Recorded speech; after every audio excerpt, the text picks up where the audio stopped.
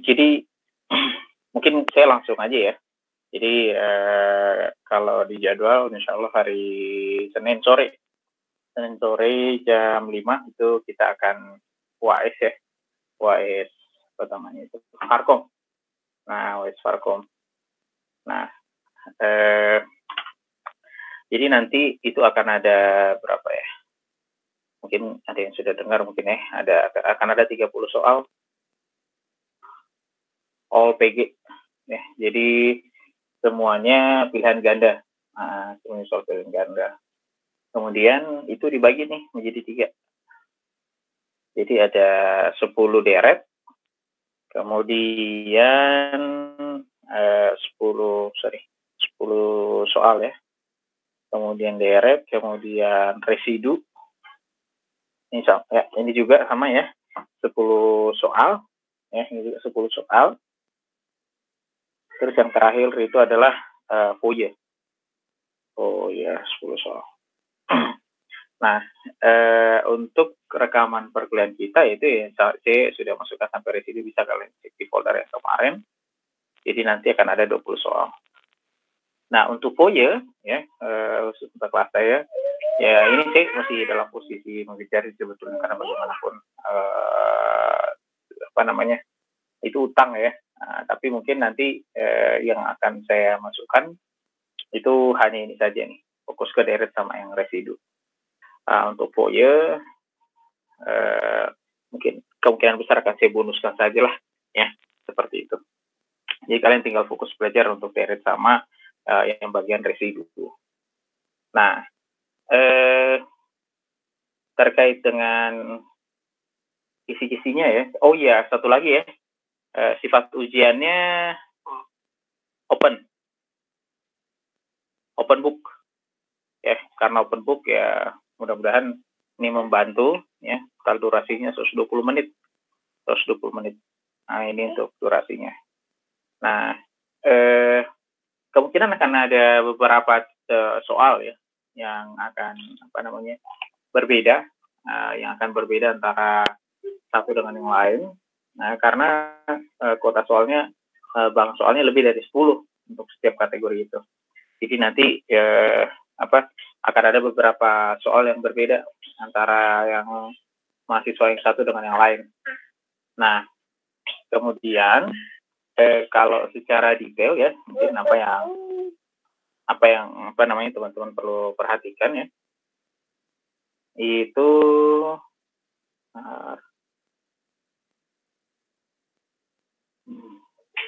jadi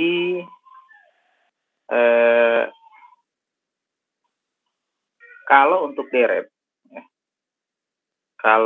deret itu yang paling mungkin teman-teman perlu perhatikan ya, ekspansi jelas ya.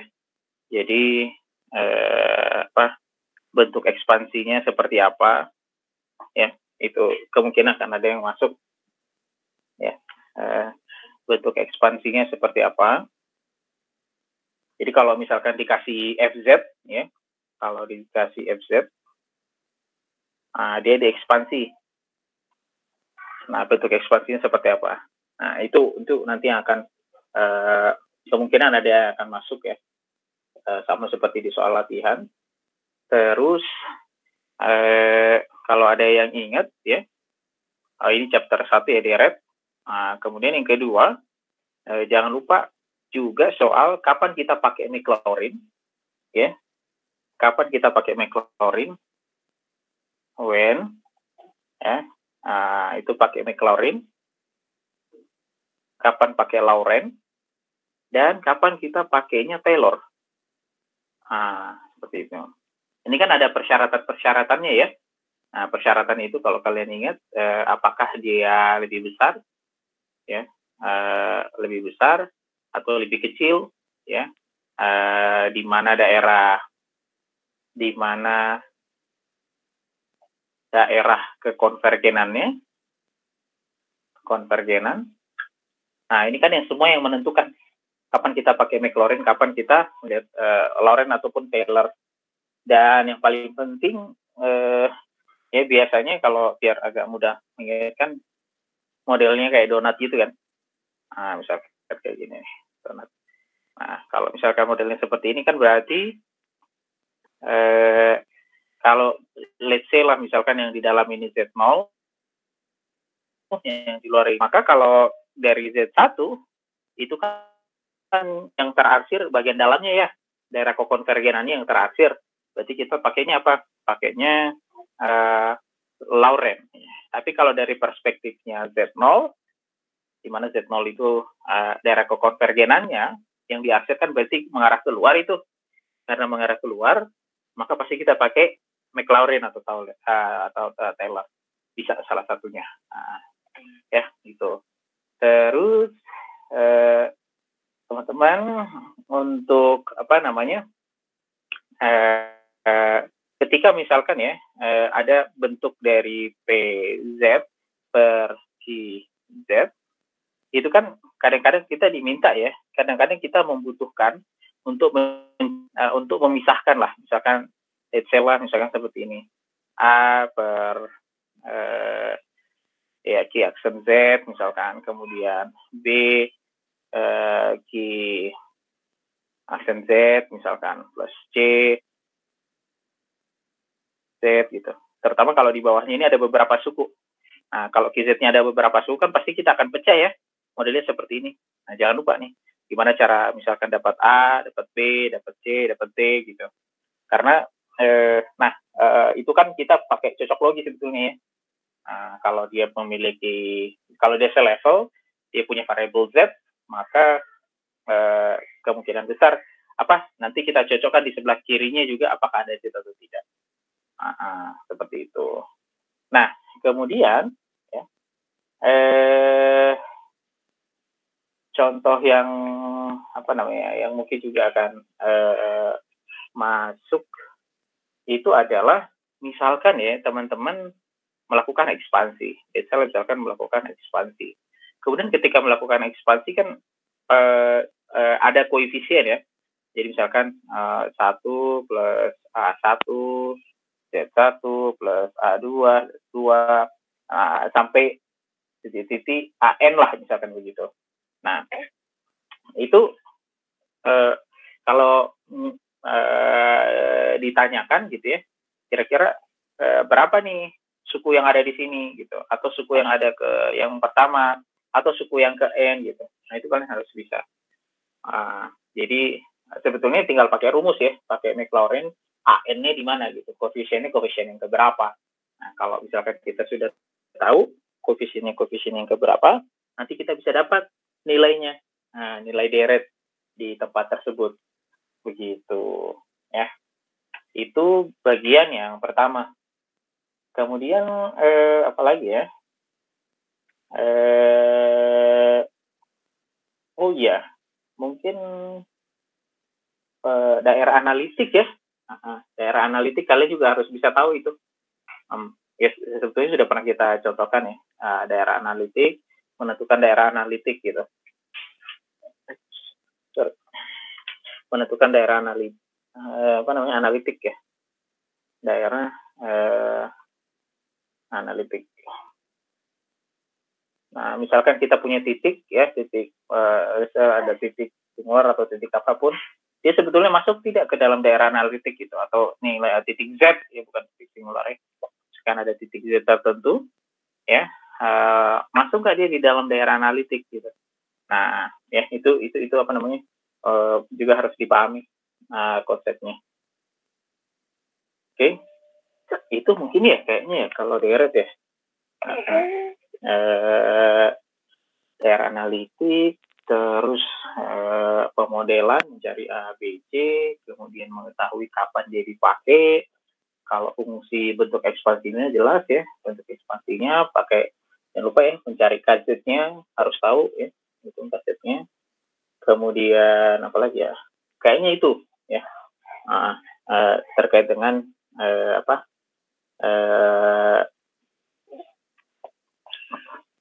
bagian yang pertama. Jadi bentuk deret itu kurang lebih kisi-kisinya. Nah, khusus yang bagian yang kedua ya, bagian kedua bagian kedua itu bagian kedua itu kan masuknya residu ya. Nah, residu itu paling penting kalau menurut saya, itu mesti akan ada yang masuk itu mencari titik singular. Nah, sebetulnya materi mencari titik singular ini sudah kita bahas ya untuk materi sebelum UAS, meskipun disampaikannya setelah sebelum TS ya, sebelum materi saya baru sampaikan setelah TS, itu adalah mencari titik singular. Jadi jangan terkecoh ya. Jadi prinsipnya adalah titik singular itu adalah berapa nilai Z yang membuat si QZ-nya atau si penyebutnya itu menjadi 0. Nah, jadi misalkan P, Z, kemudian Z minus 2 misalkan. Maka ya titik singularnya kan berarti Z sama dengan 2 ya. Nah, karena ini yang membuat Z minus 2-nya menjadi 0. Mestinya deh. Ya. Biasanya itu mencari titik singular. Kemudian berikutnya fungsi sisa. Ini fungsi sisa. Jadi misalkan kita punya FZ, untuk mencari QZ-nya bagaimana? Biasanya kan kita akan hilangkan ya beberapa suku gitu. Dan jangan terkecoh ya untuk menghilangkan. Misalkan kita diminta untuk mencari QZ-nya atau fungsi sisanya. Nah, fungsi sisanya itu kita akan hilangkan tergantung dari polnya atau si nilai Z-nya. Gitu. Jadi fungsi sisa ya. Fungsi sisa. Ya mesti ada yang masukin fungsi sisa. Terus selain dari fungsi sisa, nanti kan turunannya itu kita akan mencari residu. Sebetulnya QZ ke residu mudah ya. Kalau QZ itu baru hanya sebatas persamaan. Kalau residu itu kita memasukkan nilainya. Sampai akhirnya kita dapatkan hasil akhirnya itulah nilai residunya. Ini mesti ada yang masuk juga. Ya. Kita mencari residunya berapa ketika kita sudah tahu QZ-nya. Nah, itu bagian yang pertama ya dari residu. Kemudian kemungkinan juga yang akan masuk itu ini nih. Implementasi residu. Nah, implementasi residu.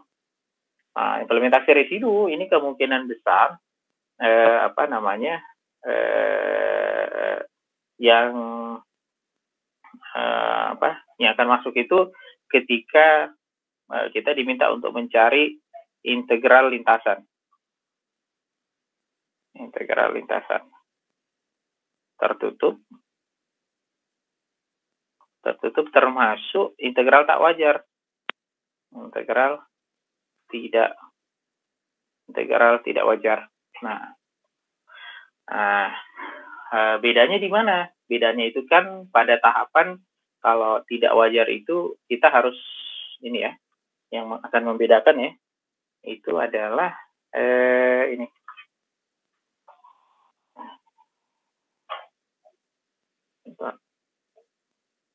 Yang akan membedakan itu kalau tidak wajar kita harus cek apakah polnya itu nilai imajinernya ya, nilai titiknya itu lebih besar dari 0. Itu. Jadi menghitung integral tertutup, nanti kan salah satu tahapannya itu kan kalau dalam menghitung itu kita pasti menggunakan residu. Jadi kuncinya sebetulnya di sini nih, menghitung residunya. Sisanya sebetulnya kalau sudah di bagian implementasinya, rumusnya sama semua ya. Rumusnya sama semua bahwa pasti ujung-ujungnya rumus akhirnya itu adalah ini. 2pi I kemudian kita kalikan dengan residu Z 0 misalkan, kemudian ditambahkan residu Z1 seterusnya. Prinsipnya ini ya. Hal FZ ya. Sama dengan 2pi. 2pi.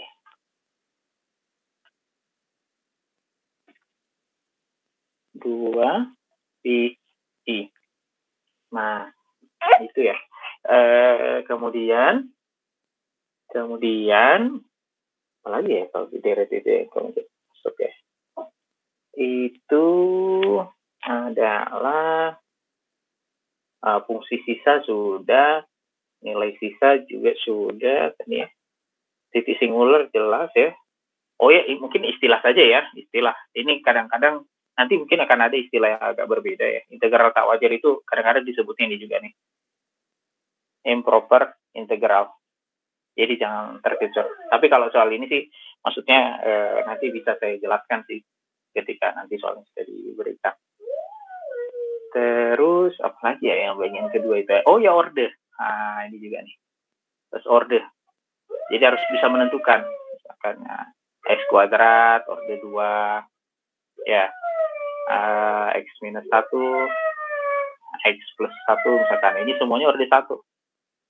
Nah, dilihatnya dari mana? Dari pangkat. Ya. Itu. Terus itu sih. Kalau di integral menggunakan sin dan cos, kemungkinan tidak akan ada yang masuk. Kalaupun ada, mungkin 1 atau 2 saja. Jadi integral kecil ya. Kalau itu di materi yang ketiga sih sebetulnya. Kecil kemungkinannya masuk. Itu yang berikutnya itu ya. Itu soal integral komponen. Ini bikin soalnya juga agak susah soalnya. Integral sin dan cos komponen ya. Integral komponen sin dan cos ini juga kalaupun ada yang masuk itu nggak akan banyak. Mungkin 1 atau 2 soal aja. Karena bikin soalnya juga agak susah. Nah, seperti itu. Ya, harapannya sih semua bisa nilainya bagus ya. Terus jangan lupa untuk tugas-tugas ya yang pernah saya posting di itu di LMS dikerjakan. Dan itu mungkin ya. Kalau PUYE tetap saya akan berikan materinya ya, maksudnya karena itu bagian dari usaha saya. Cuman sebagai konsekuensi mungkin karena ketidaktepatan ya, menyampaikan konten perkuliahannya, maka ya itu akan saya bonuskan buat kelas yang saya ajar. Seperti itu. Nah, kira-kira untuk kisi-kisinya ini cukup ya. Mungkin itu saja sebetulnya yang ingin saya sampaikan. Terus ya untuk rekapan nilainya segera mungkin nanti ya, biasanya sih kalau dia baru meriksanya setelah beres ya, kemudian nanti saya akan umumkan, nanti akan ada sesi buat komplain maksudnya, Pak ini tugas saya ada nggak gitu, atau saya pengen lihat dong hasil kerjaan saya, itu boleh aja. Jadi tidak langsung saya submit ya, saya berikan waktu gitu untuk teman-teman bisa melihat dan melakukan banding kalau misalnya ada yang memang keliru. Begitu. Itu sih. Terus apa lagi ya? Ya mohon maaf aja ya. Mohon maaf perkuliahan kita tidak begitu efektif ya, berjalan dengan sesuai yang diharapkan. Itu murni karena kesalahan dari saya ya, kekurangan dari saya. Ini saya pertama kali betul ini ngajar Farkom gitu. Padahal saya masih ingat betul waktu waktu dulu kuliah nggak saya hindari mata kuliah ini. Ya, tapi itulah ya, masih berkata lain. Ya, jadi itu sih mungkin yang bisa saya sampaikan. Untuk video-videonya kemarin URL-nya udah saya kasih ya, Farkomnya gitu, itu video rekamannya. Itu sudah sampai residu ya, itu sudah sampai residu. Cuman mungkin karena rekamannya saya ambil satu-satu ya, jadi kalau yang saya kadang-kadang misalkan saya ngajar di sini, ngajar juga di kelas yang lain, biasanya nggak saya masukkan dua-duanya di situ. Kadang-kadang salah satu aja yang saya masukkan di situ. Oke, teman-teman yang 411, adakah yang mau didiskusikan ini terkait dengan persiapan UAS-nya? Pak, ini tuh berarti dari pertemuan setelah UTS ya di videonya? Iya. Baik. Oh, enggak, semuanya pokoknya pertemuan kita